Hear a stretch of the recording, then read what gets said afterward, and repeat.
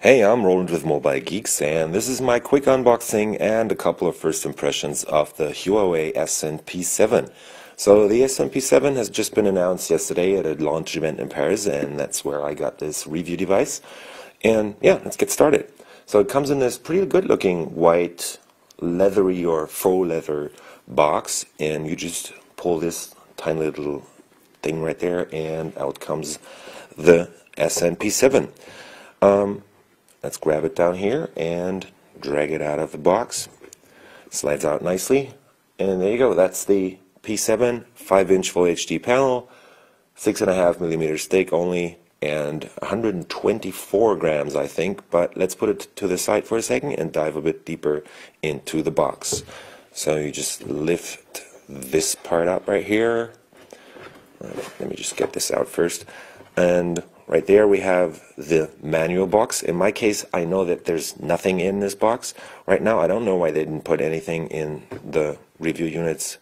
But you get this pin right here to open the SIM card and the SD card slot. And this is the accessory box. Let's take a quick peek in there. Should have the, should have the headset for once. That is the very basic headset for the SNP7, so it's just a standard, not in ear plugs, but standard headset. I don't know about the sound, probably not worth much, but nice to have. We have the micro USB cable right there, and that's the charger. So this is just a standard power brick, standard sized USB port right there.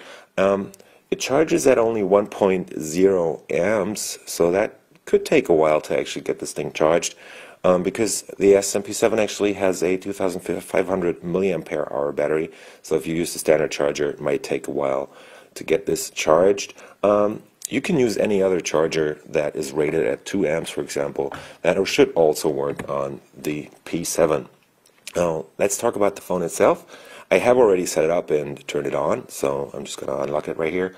You get a 5-inch Full HD panel that is very bright. You can easily use that in the bright sunlight. Reflections are minimized by an OGS panel, so there's no air gap between the Gorilla Glass 3 that is on the front right here and the panel and the touchscreen, and the whole screen assembly is done as one single piece, so no air gap, less reflections.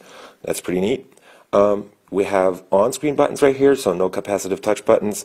Huawei says there is the screen-to-device ratio right here is at somewhere around 76%, so that's pretty good. They have pretty small bezels at 2.75 millimeters. At least that's what they said yesterday at the launch event. And we have a Gorilla Glass 3 cover on the front and also on the back. Right now there's this foil on here. Let me just get this off for you. So there you go, that is the beautiful back of the P7. Has this bluish black hue to it, so they're calling this color the black blue version. And there's like a pattern in there that is produced by applying 7 layers of different finishes to have this radial metallic looking pattern under the Gorilla Glass 3 cover. Very nicely done, but also probably a heavy fingerprint magnet. Right now my fingers are pretty clean, so it doesn't really attract any fingerprints, but definitely attracting fingerprints probably a lot. So let's talk about the hardware. Again, Full HD IPS panel up here, very bright. As I said, there's a Huawei own high silicon Kirin 910T processor in here. That's an ARM Cortex-A9 clocked at 1.8 gigahertz. 2 gigs of RAM, 16 gigs of onboard flash storage, and a micro SD card slot. So when we take a quick look around the device in a second, you'll see how that is realized. We have a 2500 milliampere hour battery, as I said, an 8 megapixel front shooter, and a 13 megapixel camera on the back. So let's quickly run around the device and start out with the camera up front. So that's the 8 megapixel camera. It has 5 spherical lenses in there, so they've taken the tech that's normally on the back of the phone and moved that to the front, so it should be able to do really nice selfie shots. It also has like some special features that why they're calling this the Groovy phone, so you can make extended selfie shots using this while in portrait mode. So yeah, they have special stitching software in there. So when you move the device around while taking the selfie, it will stitch together the 3 or more whatever pictures to make one big pictures and have you and your friends in one big selfie. We have the brightness and distance sensors right next to the camera right here. This is the earpiece, and just above the earpiece there is a multicolor LED integrated right here. So we have a notification LED that lights up green when the device is fully charged. I think it's yellow while charging. I haven't gotten any messages yet on this, so I don't know if there's even whatever blue, for example, for Skype or stuff like that. Full HD panel, as I said. No on-screen buttons, but on-screen buttons, but no capacitive touch buttons. There's a Huawei logo down there, and the lower part of the device underneath that cover glass is covered in plastic because that's where the LTE antenna sits, and we have a mic right there and the micro USB port. On the right side you get this SIM card slot right there, and right next to that is the SD card slot. So this is a German version. In China there's going to be a model where this also doubles as a second SIM card slot. So there's only one tray in there, and you pull that out and you can put in either a SIM card or a micro SD memory card. So while traveling would be able to put in a local SIM, for example, and still have your standard SIM in the other port. That's the power button right there.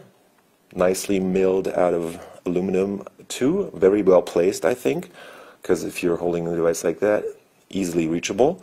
Very well done, Huawei. Right next to that we have the volume rocker, and on top you get a noise cancellation mic plus the 3.5mm headset jack. There's nothing on the left, and that's pretty much it. On the front you get this 13 megapixel camera up here, including a flash, and down here we have a pretty loud but single mono speaker. Yeah, and that's pretty much it. Tour around the device. The whole thing is only 6.5mm thick, weighs in at 124 grams, and it has a 2500 milliampere hour battery, as I said. Now let's talk about the software. They're using the new Huawei eMotion UI 2.3, where they have redesigned the icons quite a lot, actually.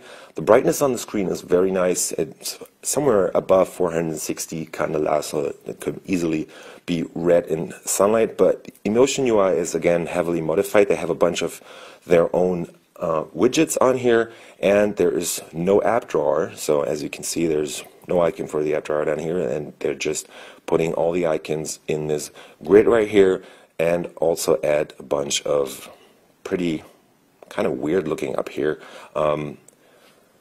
folder menus where you can access all the features on the device. Yeah, and what they've also done is to make it easier to use the whole thing is integrate this thing right here on the side that is called, well, in German it's a floating menu or whatever that's called.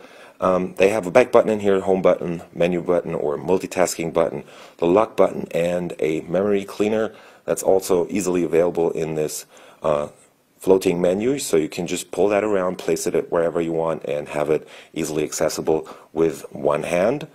And overall, I think the device is pretty nicely and compactly designed because it's at 6.5 millimeters. It's pretty thin, and I don't feel like it's going to break. But what the thinness does is actually I'm really easily able to reach over the screen and reach those back buttons down here. I don't really have to switch positions in my hand. Well, I have to get down here, but using that menu, that makes it easier to, or even more easy to use. So the design overall is pretty well done. It looks stunning in this 6.5 millimeter thickness, and it does a pretty good job at looking nicely, at least. About the performance, I've tested this with Antutu Bench, and I only get 25,000 hello ads. I only get just above 25,000 points. So compared to other devices, for example, let me just go back here. Compared to other devices, this really can't keep up with the up-to-date flagship phones, like the Galaxy S5, for example, or the HTC One M8, because those guys get well above 30,000 points. S5, for example, gets 35,000 points, and this is actually pretty much on par with HTC One, with the HTC One from last year and the Galaxy S4 from last year, or a bit beneath that, or under that even. It's running Android 4.4.2, but that homemade or Huawei-made high-silicon Kirin 910T can't really stick it to the flagship smartphones from the other companies, at least regarding power. There's a Mali 450 in there, the same graphics part that's also in the MediaTek chip in the new 8 octa-core. So yeah, we'll see about performance later on in another video. So overall, I really like the Huawei SMP7. It's a slick looking device, and the price should be pretty much alright. In Germany it's launching at 419. It's the recommended price, but in retailers are already listing this for just above 370 euros, so that's a pretty good deal for a device as slick and nicely looking, and also pretty good performance, pretty good on the performance side as this one. So I've been rolling with Mobile Geeks, checking out the new Huawei Ascend P7. If you've liked this video, give us a thumbs up or subscribe to our channel. See ya!